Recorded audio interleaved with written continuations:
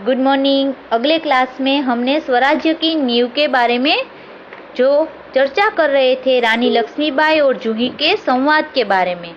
तो रानी लक्ष्मीबाई का चिंता का कारण था कि जो झांसी है उसके हाथ से जा रही थी, मगर वो अपने आप को दुर्बल नहीं समझती है, क्योंकि वो कहती है कि मैं स्त्री हूँ तो क्या हुआ, मैं स्वराज्य न मिले तो कोई बात नहीं, मगर मैं स्वराज्य के नींव का पत्थर जरूर बनूंगी।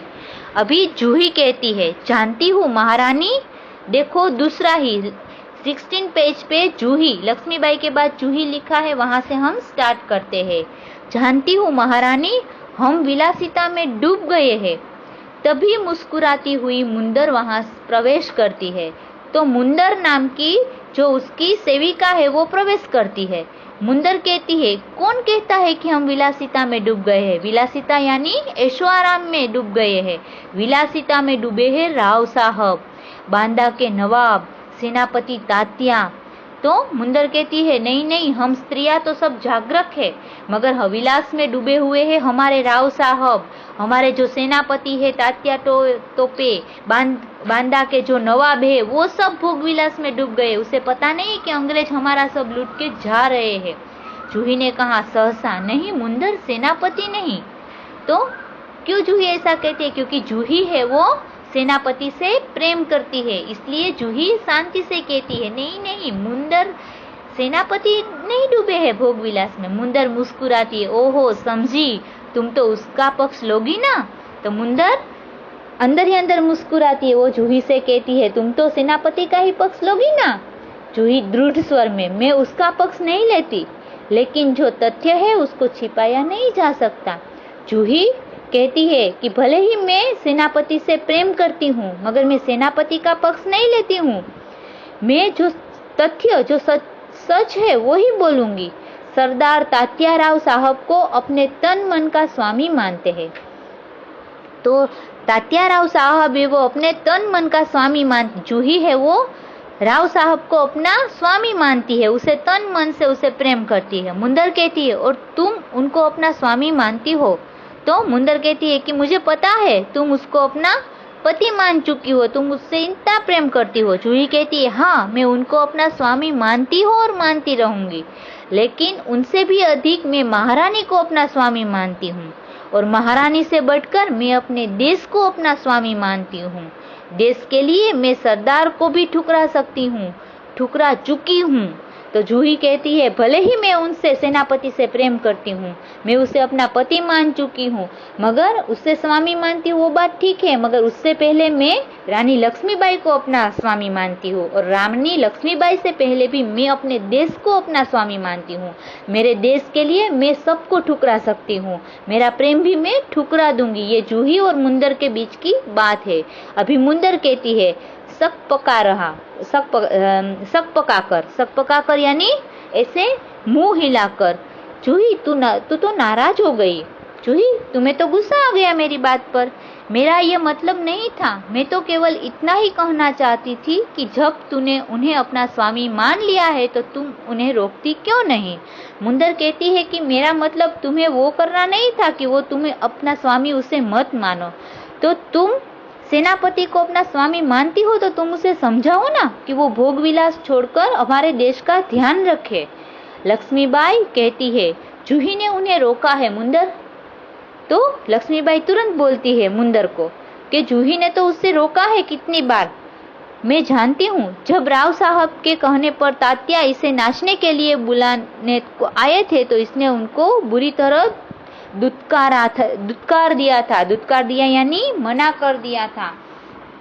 तो लक्ष्मीबाई जूही से कहती है कि जब राव साहब ने कहा ने कि तात्या तोपे है वो जूही को नाचने के लिए बुलाने के लिए आए थे, तब जूही ने मना कर दिया था कि भोग विलास, क्योंकि पहले के जमाने में नाच गान, मदिरा पी के राजाओं हमारे नाच गान करते थे और अंग्रेज हमें लूटकर चले जाते थे। जूही ने कहा, हाँ रानी, मैं स्वराज्य के लिए नाच सकती हूँ, बराबर नाचती रही हूँ। तो जूही कहती है, मैं इन भोग विलासों के लिए नहीं नाचूंगी, मैं अपने देश की स्वतंत्रता के लिए नाचूंगी और बराबर नाचती हूँ, परंतु विलासिता में डूबने के लिए अपनी कला को किसी के गले की फांसी नहीं बना सकती हूँ।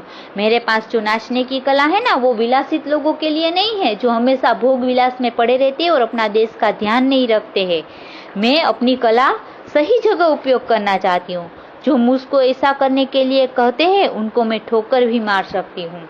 तो मैं चाहे उसे भले कितना ही प्रेम करती हूँ, मगर मैं सेनापति को ठोकर मार दूंगी, क्योंकि वो यदि भोग विलास में मेरा नाच देखने के लिए मुझे बुलाएंगे तो मैं नहीं नाचूंगी, मैं स्वराज स्वतंत्रता के लिए नाचूंगी। लक्ष्मीबाई कहती है दीर्घ निश्वास लेकर, दीर्घ यानी एकदम ऊंडा श्वास लेके, ठोकर ही तो नहीं मार सकती जूही, यही दर्द तो हमें कचोट रहा है। अगर ठोकर मारकर हम उनकी मदहोशी दूर कर सकते तो बात ही क्या थी। तो लक्ष्मीबाई कहती है कि हमें उसे ठुकरा नहीं सकते, क्योंकि हमें तो दर्द कचोट रहा है, मीन्स के हमें अंदर एकदम दुख हो रहा है कि हमारे इतने बहादुर सेनापति है, वो सब भोग विलास में डूबे हैं, मदिरा में डूबे हैं, नाच गान में डूबे हैं। यदि ठोकर मार दी और वो सुधर जाते तो कोई और ही बात थी हमारे देश की। जूही कहती है भाई साहब, मैं औरों की बात नहीं जानती, मुझे आज्ञा दीजिए, मैं ठोकर मारने को तैयार हूँ। जूही कहती है कि मुझे औरों की नहीं पड़ी है, आप मुझे आज्ञा दीजिए, मैं अभी सेनापति को ठोकर मारूंगी। मुंदर कहती है और मैं भी तैयार हूँ भाई साहब, चलो हम सब चलकर उसकी नींद हराम कर दे।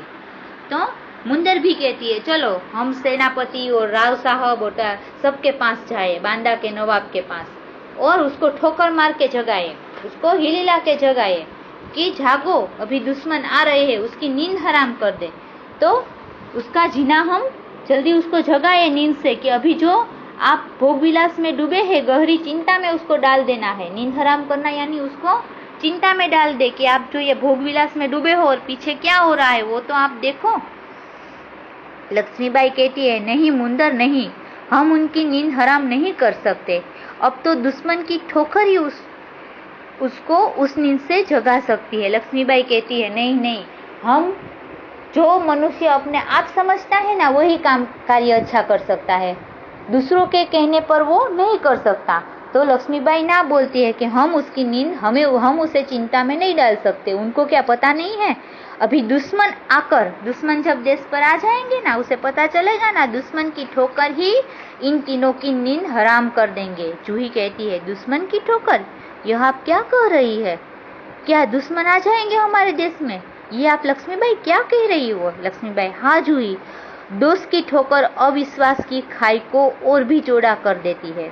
तो जो दोस्त होता है ना उसकी ठोकर अविश्वास पैदा कर देगी, हम उसको नींद हराम कर देंगे ना तो उसका विश्वास हम पर से उठ जाएगा, मगर दुश्मन की जब ठोकर होगी ना तो वो जाग जाएंगे। यदि हमारे अपने हमें जगाएंगे ना, हमें चिंता में डालेंगे ना तो हम उस पर अविश्वास करेंगे हमारे अपनों पर, मगर हमारे दुश्मन यदि हमें ठोकर देंगे ना तो हम जाग जाएंगे और उसका सामना करने के लिए तैयार हो जाएंगे। तो दुश्मन की ठोकर ही उसे ठीक कर देगी। क्या तुम नहीं जानती कि हम सब एक दूसरे को किस दृष्टि से देखते हैं? क्या ऐसी स्थिति में मेरे कुछ कहने से शंकाओं की घटा और भी गहरा नहीं उठेगी? तो आपको पता है कि वो लोग हमें किस दृष्टि से देखते हैं। उसको ऐसा लगता है, उन तीनों सरदारों को और सेनापति को ऐसा लगता है कि हम स्त्री होकर उनको मना कर रहे हैं। हमारी यह स्थिति कैसी है वो तुम जानती हो ना जूही, तो हम उसकी नींद हराम नहीं कर सकते। यदि हम उसकी नींद हराम करने गए तो वो और शंका हम पर करेंगे कि इनको हमारा ये अच्छा नाच गाना और अच्छे से रहना स्त्रियों को पसंद नहीं है, इसलिए हमें कुछ करना नहीं है। मुंदर कहती है बाई साहब ठीक कहती है, शंकाएं अविश्वास पैदा करेगी और उस अविश्वास से उत्पन्न निराशा को दूर करने के लिए पायल की झंकार और भी झनक उठेगी। तो जो मुंदर कहती है कि लक्ष्मीबाई ठीक कहती है कि हम उसकी नींद हराम करेंगे तो शंका होगी और शंका से अविश्वास पैदा होगा और पायल की झंकार और भी झनक उठेगी, उसकी निराश हो जाएंगे वो लोग और हमारी वो सुनेंगे नहीं।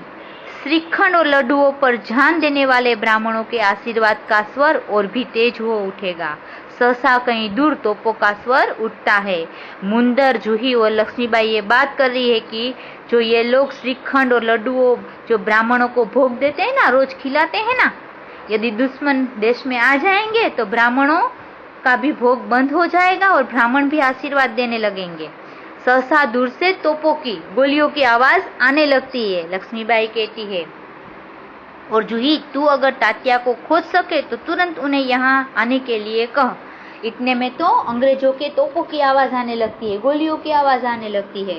तो लक्ष्मीबाई जूही से कहती है, तुम जल्दी तात्या तोपे को शोधो, सेनापति तात्या को ढूंढो, क्योंकि तुम्हें पता होगा कि वो कहाँ है, तो जल्दी उसे मेरे पास लाओ, क्योंकि अभी दुश्मन हमारे देश में दाखिल हो रहे हैं।